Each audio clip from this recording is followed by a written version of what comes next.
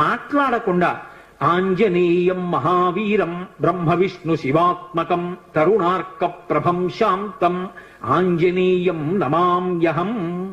ఈ శ్లోకం చెప్తూ హనుమకి 108 మాటలు ప్రదక్షిణం చేసి వక్కలతో కాని పువ్వులతో కాని అక్షతలతో కాని మాత్రమే లెక్క పెట్టాలి. కాగితం మీద గుచ్చడం పెన్నుతో కొట్టడం అలా చేయకూడదు.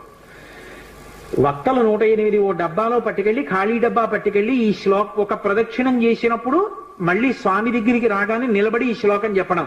ఆంజనేయం మహావీరం బ్రహ్మ విష్ణు శివాత్మకం తరుణార్క ప్రభం శాంతం రామదూతం నమామ్యహం అండం. ఆ వక్క తీసి పక్క డబ్బాలో వేయడం. 108 ఇందులో వక్కలు అందులోకి వచ్చాయంటే 108 ప్రదక్షిణాలు అయిపోయాయి. మళ్ళీ వక్కల డబ్బా పట్టుకుని ఇంటికి వెళ్ళిపోవడం.